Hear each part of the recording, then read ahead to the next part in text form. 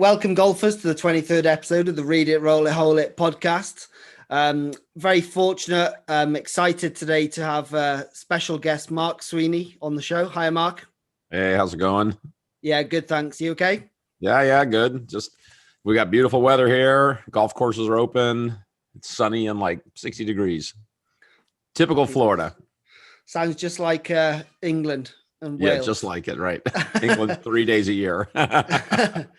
So for those of you who don't know, Mark is the founder of AimPoint Golf. Back in 2008, was that when the thing started, Mark, with you on the tally? That's when it all 2007. Well, actually, it started in 2003. Was on TV once in 2005, and then was on full time 2007 to 2012. Got you. It started a lot earlier than people realize. Yeah. I think I saw 2008. That's when you won the Emmy Award, right? Yep. For in 8 for the 2007 season, which was our first year on TV. Yeah. Got you. Thought I just long time ago now. Throw that in early there. Yeah.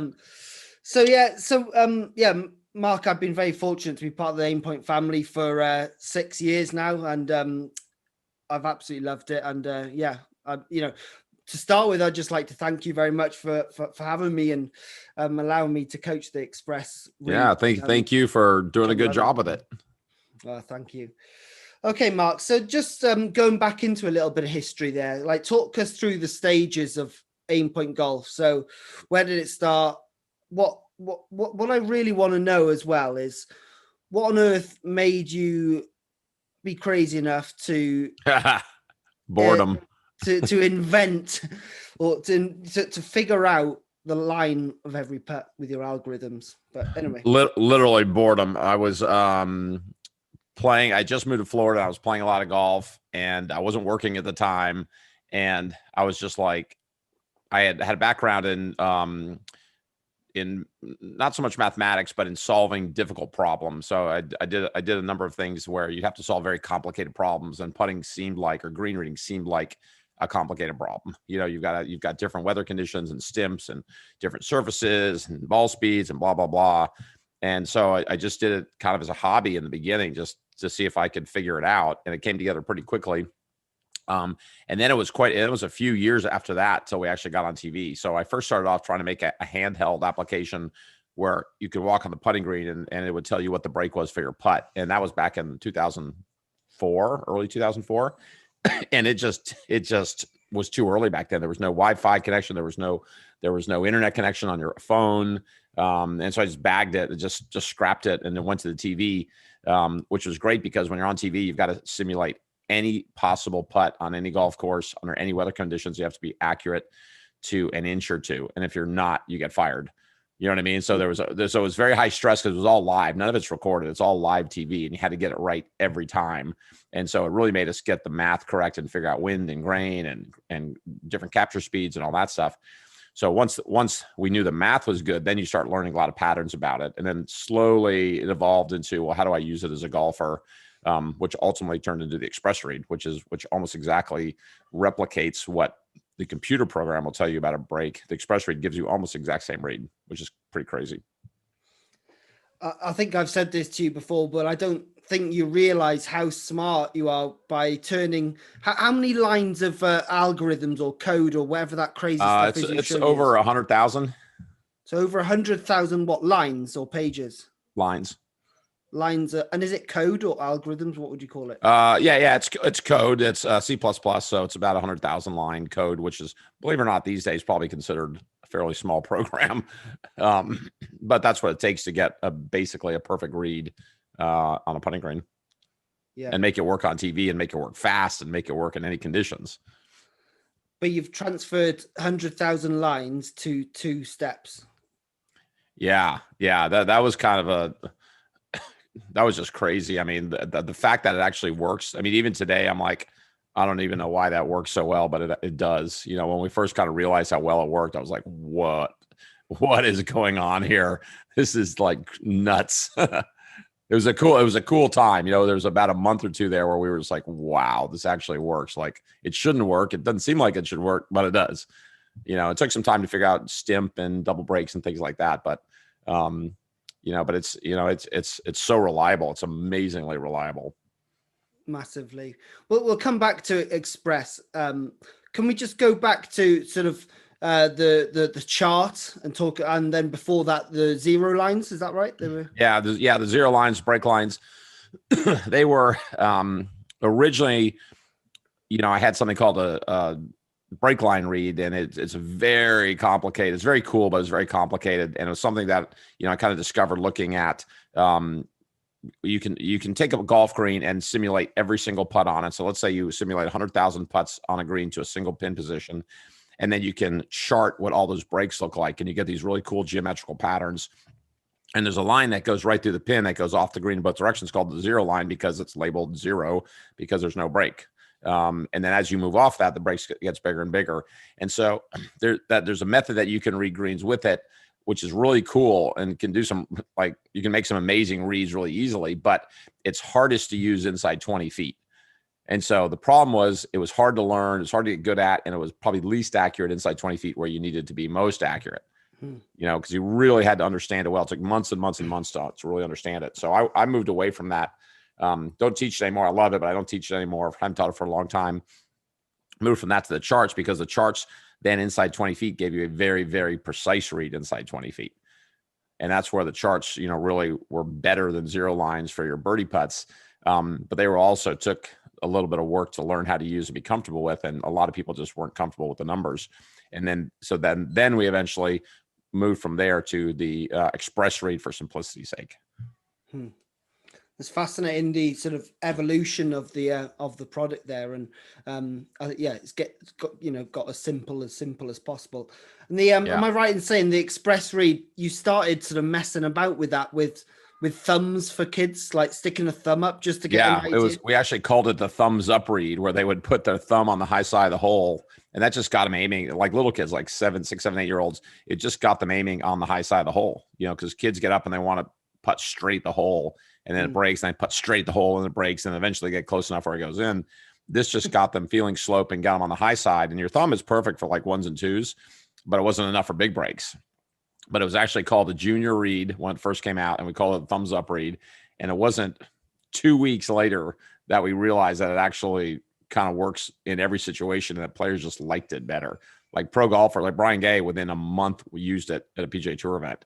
And this was our 6-year-old read, and suddenly we're saying Brian Gay do it at Kapalua, and he shot the course record using it. And we didn't even really know what we were doing back then, and he still was like, "I like this. This is cool." What an introduction to the world! Happy days. People thought I was nuts for about probably 2 years. They're like, like, what is that? Like, that can't possibly work. And they thought it was they're like, oh, it's like plumb bobbing. No, it's not anything like plumb bobbing. But people just didn't understand it. Like, you wouldn't unless somebody showed it to. It's strange enough looking that it's not intuitively obvious what's going on until it's shown to you, and then you're like, oh, okay, that makes total sense. That's funny. I won't name names, but one of our members, I saw her on the 9th green, which is right by the putting green, and I'm not taught her express. Stood there and stuck up 2 fingers. So I sort of asked her, what you're doing there, and she goes, I don't know, but I thought I'd try it just because I've seen other people. That's funny. Yeah. So I said, well, let me help you. I can help you find. We'll get it right here.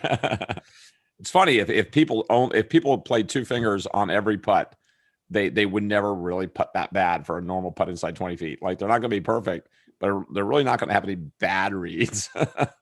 Why is that, Mark? Well, just because 2 is a very average amount of break inside 20 feet. If it's a 1, if you're 10 feet away and you play a 2 and it's really a 1, you only miss by 4 or 5 inches. You know what I mean? If it's a 3 and you play a 2, you're going to miss by 6 inches. And for higher handicaps, like, that's a good putt for them. Absolutely. And some of them will be right. Some of them will be 2s and they'll be right. And they've still got to start it on that intended line as well and match the speed. So, did you tell me once that greens are designed typically or should be designed on 2% slopes as well? Is that why we get? Well, they need at least 1% to get water off. Okay. So 1's kind of your minimum, but that's pretty flat. You get a lot of average kind of 2-ish because at 2 you can put a pin position under any conditions, under any green speed, under wind, it doesn't matter. Like 2 is always safe. 3 is borderline. Like, you can put a pin on a 3 up to about stimp 12 or so. But anything more than that is really technically not pinnable. So you got a pretty small, you got basically a 1% to 3% range where a proper pin would be. So you got to make enough square footage on the green to do that. Okay. That makes sense. And that's why there's lots of 2s, right? Because yeah. Between 1 and 3. So yeah. It's a very average. Yeah.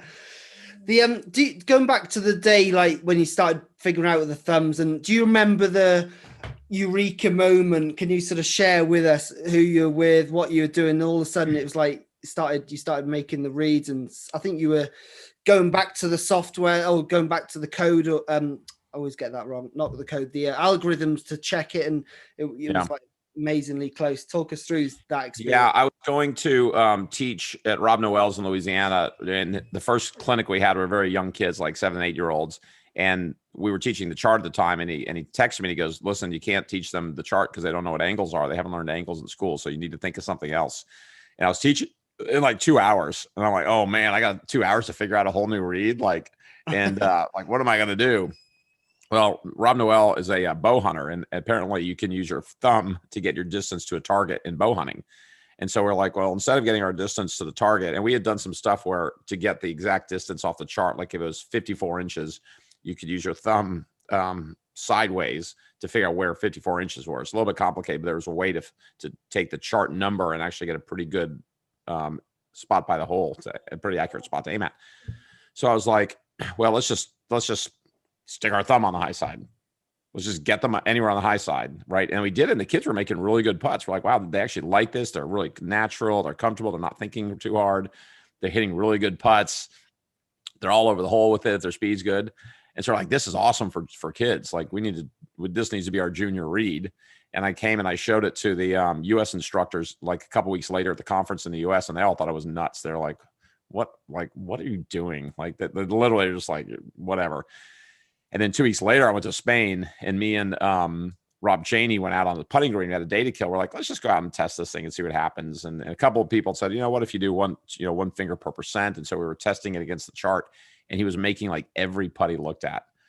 And like we were reading the chart, and the chart would say 16 inches, and he could hold 3 fingers, and it was on 16 inches, give or take an inch. And we're just like, what is going on here?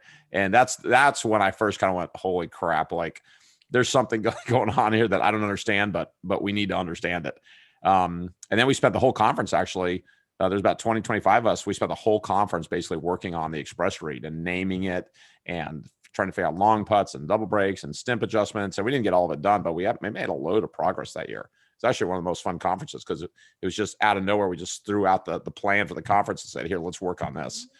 Let's all get together and figure out how it works. And that was the start of it. That was 7 years ago now. 13, the end of 13. Yeah. And then 14, it was out. People were using it for 2014. That's it. Yeah, it's interesting. I think it'd been the 14 in the January. I was in Australia, and obviously Stu Leong had figured it out. Well, I must have seen you obviously before. Yeah, I went. Yeah, it was interesting because I went down to do a clinic, and I'm like, you got to see this new read. And he goes, I'll tell you what. He goes, I've promised the people we're going to do a chart read. And I go, well, let's do this. Let's do one chart read clinic and one express read clinic, and let's see which one goes better. And after the express read, he was like, there is no comparison. He goes, the express is so much better. He goes, people like it. They were still energized at the end. They stayed around and kept putting. They weren't exhausted from thinking so hard. And he was just like, that's a done deal. It's amazing. Like, even like going back to at the time I'd never seen it, and he showed me it, and I was like, and we spent 5 minutes on it. It wasn't like a whole proper class, but he's like, yeah, you go and stand in the middle and feel the slope, and you guess if it's 1, 2, 3, or 4 kind of thing. And I was like a bit, what? I still think golfers get that initial thing, when they see people do it or they're learning AimPoint for the first time, there's always going to be that, because it is so, I don't know, what do you think about that? Yeah, just because it's a completely different process than they've seen their whole life and that they've been taught. And it's a very specific process too. It's not kind of look at the mountains and look which way the overall green goes and take your best guess. It's like go in there and get a number and play your number.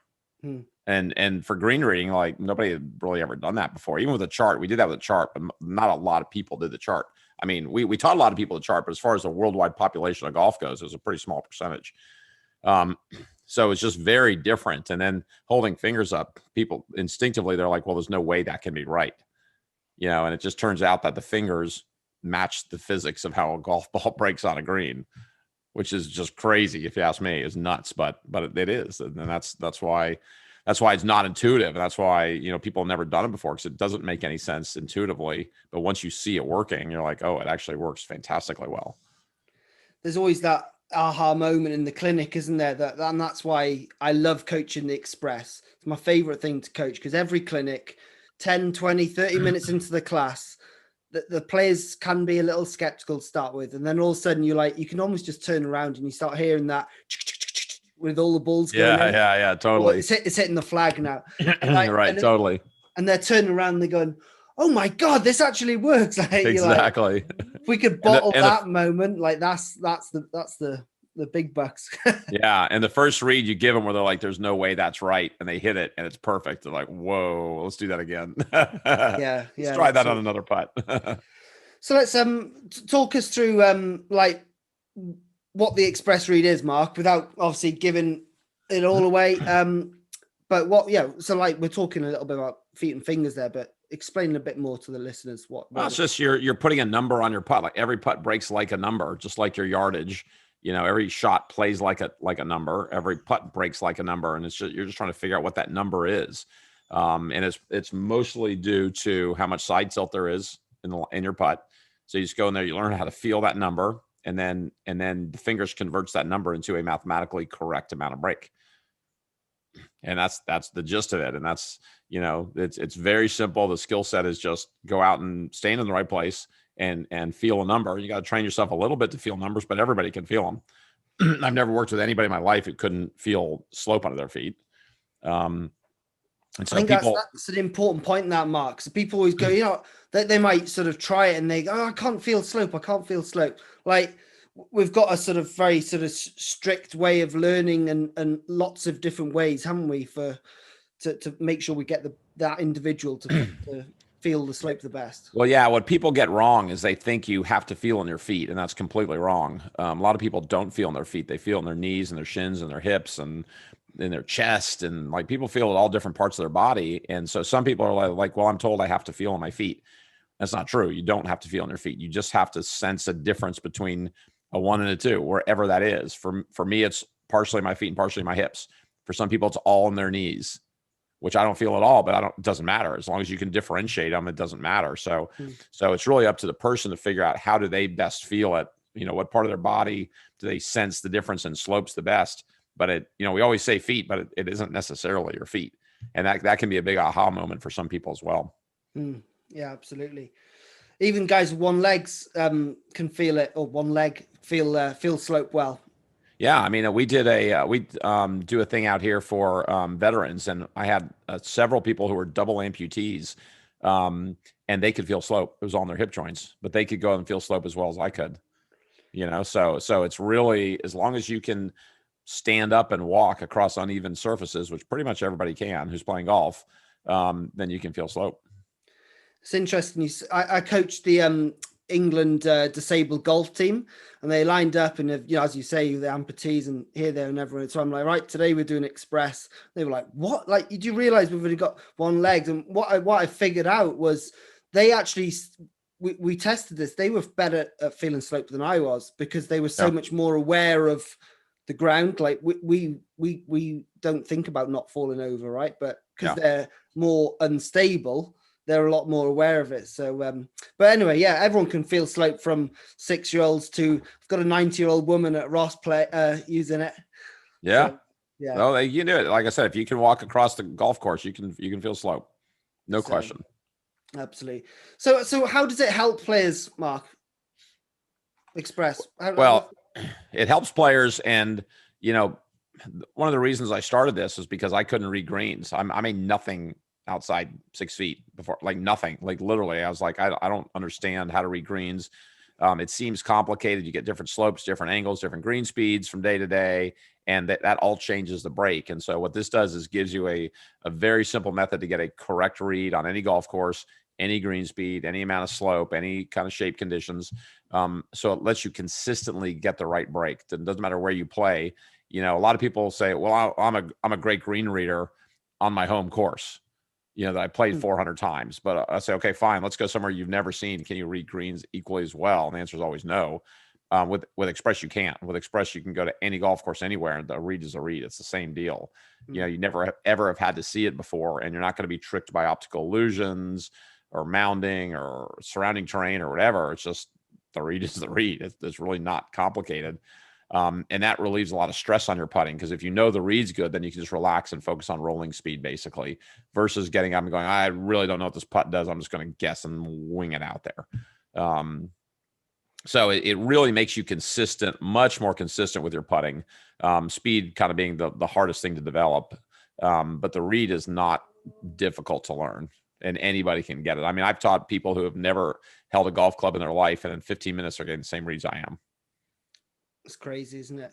Yeah. I think that that stress part is massive, isn't it? It gives players so much that they free up, because typically golfers are overthinkers, and they're trying to look into it, and they get confused and they don't know where they're aiming. So if they don't know where they're aiming, how can they put a good stroke on it? And their speed goes and their mind's full. And I don't know how much research perhaps you've done on this, but because you're feeling slope, feeling is like it's one of your senses, right? So it helps you get in the present moment. Do you think do you see where I'm going with this, Mark? And yeah, some people have actually done some studies with a focus band, and they found that the process of feeling slope actually calmed their brain down and got them more in that kind of optimal zone where you're not thinking cognitively, you're thinking much more feel based. It was actually got you in a better mental state to perform and to putt. How about that? That's just like, stick your thumb up, kid. To all of a sudden you're getting people to meditate. yeah, exactly.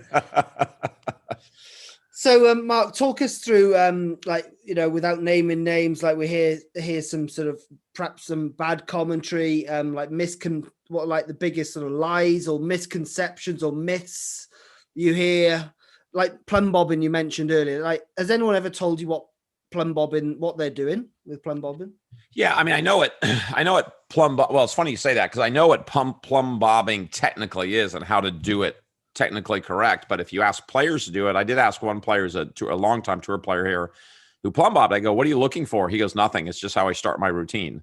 I go, "So you're not looking for break?" He goes, "No." I'm like, "Okay, fine." And I've heard a couple other people say that, but I also find people who plumb bob instinctively turn their body up the slope, and you're kind of finding the break they want.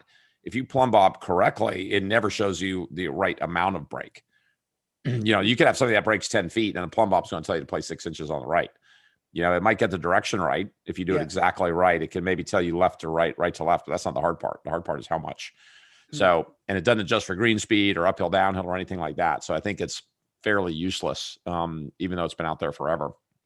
I've taken a lot of heat on TV over the years, and I find it's from people who don't understand Express, never gone through it, and they're like, I don't know why you just don't, just look at it and feel it. Even a couple of weeks ago, right, there was somebody on TV who either won or finished second on the European Tour, and he was hitting a 60-foot putt, and the announcer was saying, I can't believe he's wasting his time doing AimPoint on a 60-footer. Why would you do that? And he hit it right up there, dead in the jar, stopped a little bit short. It was a perfect read, almost a perfect putt.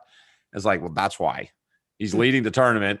He's got the best putting stats out there, and he's about to win, and that's why you do it. And it's just, the old school announcers who are just used to kind of being field players, they don't understand it, And the problem is, if you're a good putter as a player, you can't. If you're a good green reader, you can't transfer that to another person.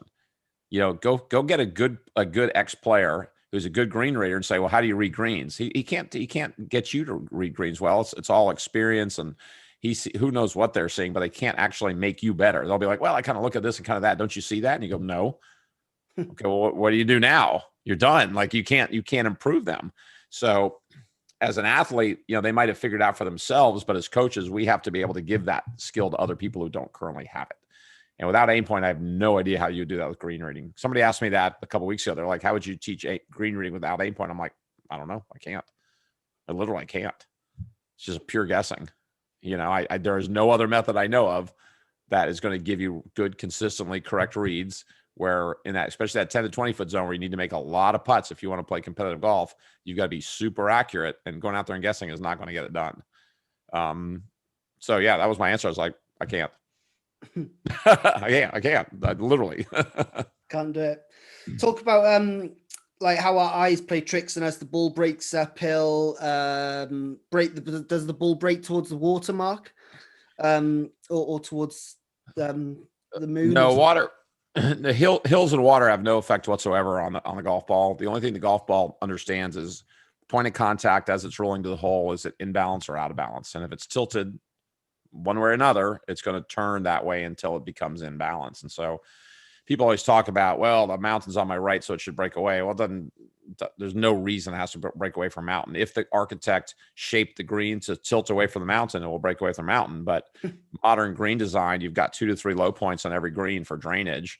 And so you've got water moving in all different directions, and they don't care where the mountain is. And they'll purposely create mounding and breaks that do the opposite of what you think they should do, just to mess with golfers. There's very well-known optical illusions using mounding.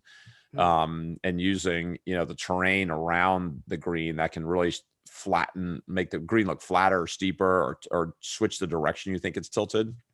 I had a superintendent once in Virginia say that there's a green where everything breaks the wrong way into the mountain. And he said that a sprinkler head broke on the green once and the water drained uphill into the mountain. And I was like, it must have been really cool to look at, but that's not actually what happened. It didn't actually roll uphill, believe me. But it might have looked like that for sure. And I've got plenty, even in Florida, we've got plenty of optical illusions where the ball looks like it's breaking the wrong way. But if you go up there and step on it and feel it, or put a level down, it's always breaking in the downhill direction always. So, accepting that is a really big step in being a good green reader, is to throw out all the myths of Rays Creek and the Pacific Ocean and all this junk. There is no force that water exerts on the golf ball. None. And a little dirty secret, when we did AimPoint on TV for 6 years, we never, ever, ever knew where the mountains or the water was, because it didn't matter. All we knew is when the ball rolls on this path, it's tilted this much and it's going to break this much. And anything outside the surrounding of the greens was totally irrelevant, and it never caused a problem. We never had a single putt that didn't do what it was supposed to do, ever. And we did thousands and thousands and thousands and thousands of putts. Crazy. So it's very controversial when I say that. A lot of people don't like it, but it's true. It's definitely true. So the golf ball has no feelings. It definitely doesn't have a sense of vision. Definitely can't see anything. And all it knows is, like I said, where it's sitting on the ground. Is it in balance or out of balance? And that's it. That's it. Cool.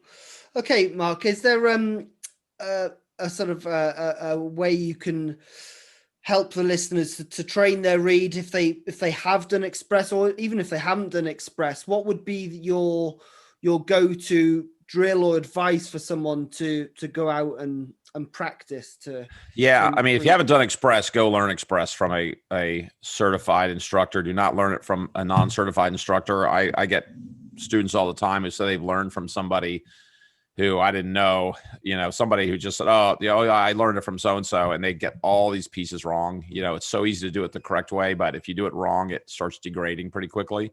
And I see lots of people who have been doing it wrong. And the funny thing is they still putt better doing it wrong than they did before, but it's just hurting them, so learn from somebody who knows what they're doing, first of all. Second of all, it's really largely about, in the beginning, just getting comfortable with your slope amounts. And so we do a lot of work just inside 6 feet, just feeling slope and hitting putts. Because if you get your number correct inside 6 feet, the ball roll will tell you if you were right or not. It's an easy enough putt where if you clearly get your number wrong, you're going to miss. And so, we call that the tilt drill, where we kind of work around the hole 4, 5, 6 feet and just feel your slope and hit it, and feel your slope and hit it, and just burn in what, everyone's not the same. There's every one, meaning 1%, you can have a cross hill 1%, you got an uphill 1% and a downhill 1%. And so it's the same amount of side tilt, but they will feel different on your feet because you've got some up and downhill being mixed in there also. So you really want to get comfortable with those different feelings, and then learn to trust it. The biggest thing is learn to trust your reads, even if you don't like what they look like. Because I still make reads where I look at them, I'm like, I hate the way that looks. But I know if I felt a 3, it has to break like a 3. So I need to play a 3. And that takes some time. And then ultimately, it's largely speed control. Spend a lot, like every putting session you have, you should be doing something with speed, because that I find takes the longest to develop. For sure. No, it's cool.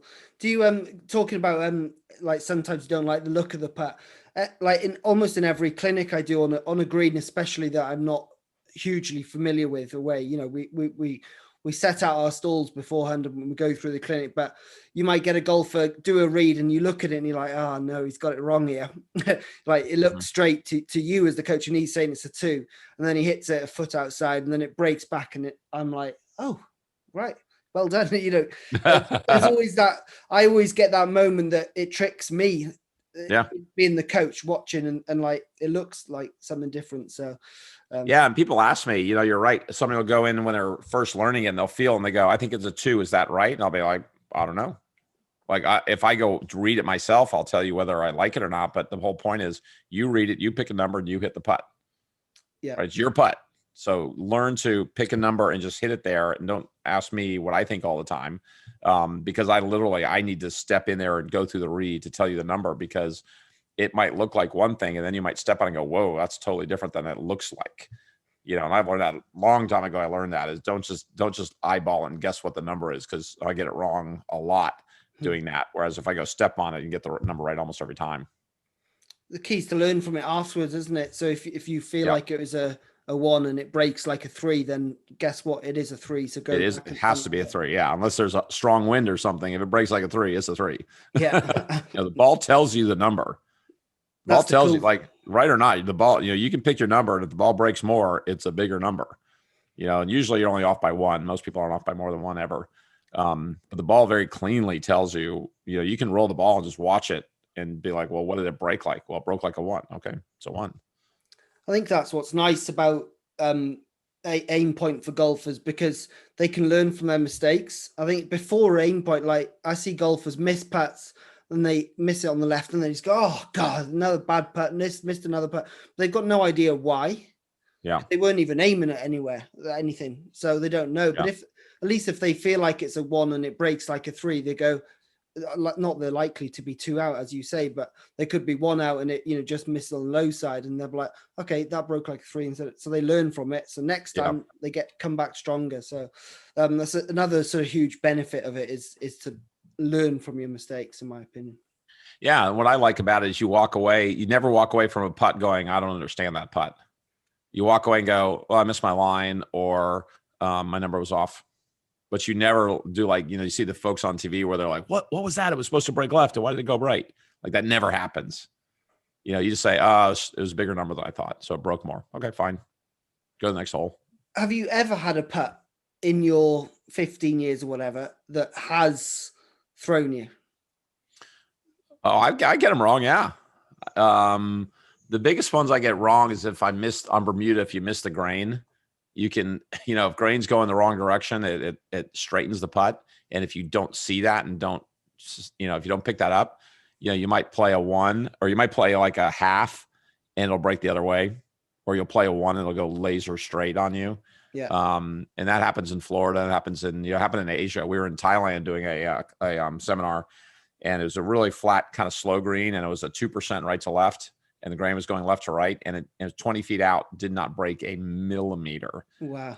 And that's unusual. Usually I don't get that on 2%. You get them on 1%ers and less, but usually not on 2s. And it was like, well, there's the biggest slope on this green, and it doesn't break because the grain's going the wrong way. So it was really, really hard to teach green reading on that green.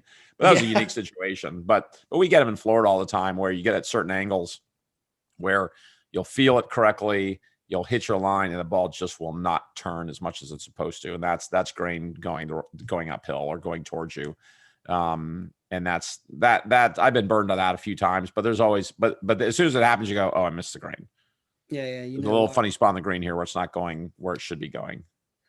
I think it's something common golfers can blame, is like, oh, the grain's going the wrong way, a bit like the wind, or not the wind, but the mountain's in the wrong place today. But Yeah. Like in the UK, have you ever experienced grain in the UK? No, I haven't. For me, it's really Bermuda grass only. Okay. It's really not an issue on bent or rye. One time on new bent greens, I saw it be an issue, but it was brand new green that just been sodded. But I've only seen it once on bent in my life. But it does happen certainly in Bermuda, but you got to get more southern climates for that. Mm-hmm. Most of Europe, Northern Europe, no. Haven't had any issues. I can remember. So no influence whatsoever on grain, even in like, Portugal or Spain. Well, yeah, you go down to Portugal or Spain where you start getting Bermuda grasses. Yeah, it can be an issue down there a little bit. Yeah. But it's not a big issue. It's not likely to make the putt break uphill. It's just going to reduce break typically. It typically reduces break unless it's basically a straight putt with cross grain, or if it's a little tiny bit, right to left with cross grain, it can break a little bit left to right. But we're talking about a little bit. We're talking about an inch. We're not talking about a ball breaking 2 feet uphill, which I've heard people say before. It's not going to do that. Not going to do that. If it's breaking 2 feet uphill, that's not up. It's not uphill. Yeah. That's downhill. You know what I mean? So little. Yeah. Usually, grain will. It changes your green speed, changes your uphill downhill stimp effectively, which is tough for people because the downhills run so much faster than the uphills. Yeah. And it can reduce break. In certain unique situations, it will reduce break or even make it fade kind of the wrong direction a little bit, but only on very, very flat areas. It doesn't happen on steeper areas. No. So it's a fine tuning, isn't it? And something we can adapt for with the length of our arm with AimPoint anyway. Yeah, it can be adapted for. I actually did a clinic, taught a tour caddy a couple weeks ago, and his greens at his home club were very grainy, and we found quite a few situations where the grain was kind of going cross the putt, and the putt, we just subtracted. We did a normal read, subtracted 1, and it was perfect every time. We just took 1 off every read in that situation. Yeah. But it explained a couple. He had a green where there was a road on the right and a pond on the left, and everything broke towards the road away from the water.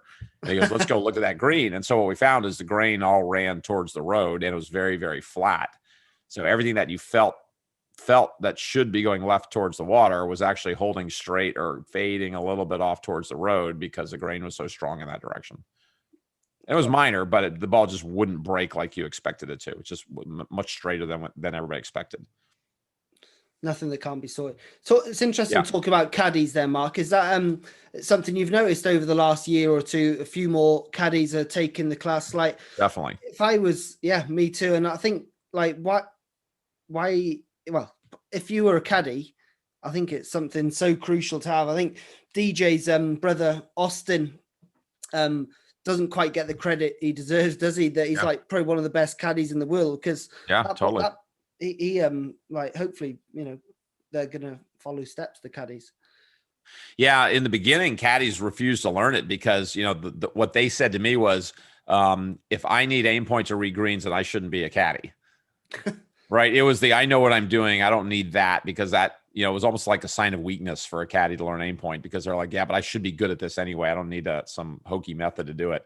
And now I get lots of caddies come to me, and I get players who hire caddies saying, you need to go learn AimPoint if you want to work for me. That's the caddy I taught a couple of weeks ago. Was players said, you need to go learn AimPoint. Really? Because if you want to be my caddy, you need to know AimPoint, full stop. And so I'm getting a lot more of that these days. It's not a, it's not a badge of shame anymore of, oh my God, you need to fall back on AimPoint because your eyes aren't good enough. It's no, this is a competitive advantage. And, you're playing for $1 million a week, go get every competitive advantage you can. So I think the industry is warming up quite a bit to that. They're seeing how much money DJ and some of these guys are making, and how many people are winning using AimPoint. Like it seems like every couple of weeks, the winner on some major tour is an AimPoint user. This year, loads of AimPoint winners, and people see that. Like at some point, you're like, okay, it's obviously effective. Let's go use or not, but let's go learn it and see what's going on. If we can get an advantage from it, let's do it. What's really cool as well is like let's pick Adam Scott, right? Titleist may pay him, let's just say they pay him a large sum of money to wear, hopefully he wears a Titleist cap, doesn't he? I think he does, right? Is it I think Titleist? so. Yeah. I think so. Anyway, whatever the brand is, they pay him a lot of money to wear that hat, and he'll probably have a Rolex watch or something as well. Yeah. And then he stands up on the green and he sticks his fingers up, as does every other player on tour. And AimPoint Golf does not pay a player a penny. Is that right? No, I don't. No, I don't. Yeah, the TV. If you'll notice, the TV is very hesitant to show players doing AimPoint because they don't like the fact that I'm getting free advertising and not paying them. Whereas everybody else who's a sponsor on their broadcast is paying a lot of money for it, and so I get free in-game advertising, and they know that, and they don't like it. So they very specifically stay away from showing AimPoint reads as much as they can. But when you get down to the last group on the last green, there's nothing else to show, so they kind of have to. So that's why it's nice when the winner is using it or somebody in the last group's using it because it's going to get on TV. But they actively, what's surprising to me about TV is. I can only think of really one announcer in the U.S. that's ever come and asked to learn AimPoint, which is Nick Faldo came and took a lesson to learn it. All the other announcers out there, nobody has bothered to learn. I've offered them golf channels right down the street from me, and I've been like, come out anytime, I'll show you how it works. Give me 20 minutes, and they don't do it. Nobody does it. I don't know if they do in the UK or not. I had some people in the UK have done it. Nick Doherty's learned it. Yeah. I'm like, it's your job to understand what's going on in the golf industry. This has been out there for 7 years now. People, I think AimPoint users have won, I think, not between 90 and 100 pro events in the last 7 years. And pro events, I mean big tour events. European Tour, PGA Tour, LPGA champions. And that doesn't include any other tours other than that. And there's loads of other winners also. So it's out there. People are winning loads with it, and there's a hesitance for people to just spend half an hour and learn what the heck's going on so they can talk about it intelligently. Yeah. No, Nick Doherty, he did it with Jamie, didn't he? And he loves it. I think that's great. Yeah, definitely. When Jamie went on there on Sky as well with him, that was pretty. Yeah, cool. That was good at the Open. Yeah, that's it. Talking of majors, Augusta, you have a connection with them? Are you on the board or something? Yeah, right. I'm just a lowly worker. No, I do. I consult for them, and I've been doing it for about 10 years now. So I help them with just understanding their greens and green speeds and pin positions and things like that. Because their greens are severe enough and they're fast enough where you've got to be very specific about pin positions. If you think a pin position is okay and suddenly the wind blows 20 and you can't stop the ball, you've got a problem. So if you'll notice, there's never a bad pin at Augusta, right? There's never a runaway pin, and you get them everywhere else. The USGA, you get them, and I don't know about the Opens, but you get bad pins all the time at USGA events. You will never see a bad pin at Augusta where it's non-playable. And that's not just luck. They are very, very sophisticated about how they analyze their greens and how we simulate putts and wind conditions and weather conditions to make sure they always have a fair, might be challenging, but it's always fair. Right. And they are way above everybody else in the golf industry as far as using technology to make sure they have a fair, proper setup. Brilliant. So it's down to you that there's fair pin positions. Well, I give them information and then they make the decision. Okay. So I wouldn't say it's down to me, but I certainly say good or bad. I say here's where you can pin and here's where I would stay away from, and then they make their own decisions on that. But they're very smart people, and like I said, think of one Masters in the last 10 years where they've had a pin where you couldn't stop the ball. You won't. No. There isn't one. No, that's good. Think of one US Open where you didn't have that situation. Right. It happens every year at the US Open pretty much. Definitely. Yeah. What's the maximum slope you can sort of tend to put but what is the maximum slope you can put a flag at Augusta? Well, the maximum slope for any green speed is 3. Anything over 3, you're just flirting with disaster. So it's just a good rule. If you always keep it 3 or less, you're always safe. Okay. Always safe. The minute people start going 3.5, 4, 4.5 on fast greens, then you've got a problem. Got you. And that's what we see. And it's hard because some old golf courses don't have any pin positions that are 3 and less. Some old designs, the whole green's 4 or 5%. Yeah. And in that case, the only way to deal with it is you have to slow the green down, which I know people don't like doing, but you have to slow the green down. Otherwise, it won't stay. Run it at 13 when it's a 4% pin. You just can't. Won't be able to stop the ball. You know, what is that number, Mark, of 4%? Because we've got 2 greens at Ross that are 4%. You can do 4% up to about stimp 9, and that's about it. Yeah. So kind of 9 or less, you're okay. At 4, it's hard, but you're okay. But you certainly, the minute you get a stimp 10, you better not be putting a pin on a 4, or you're just going to piss off people. It's just, I mean, you want to be fair. You want to be challenging but fair, and that's to me is unfair. Yeah, definitely. I think everyone would agree. What bit of inside info can you give us on Augusta? Come on, give us a little nugget. I'll give you a nugget. Every putt at Augusta breaks exactly like it's supposed to break. In other words, if you understand the slopes at Augusta, every putt does exactly what it's supposed to do. So if a putt doesn't behave like you thought, it's because you don't understand what the slope is. There's no magic out there. There's no race creek pull. Everything literally behaves as perfectly as any golf course I've ever seen in my life, because their greens are so pure. If you have a 0.5% right to left, that ball will break like a 0.5% right to left.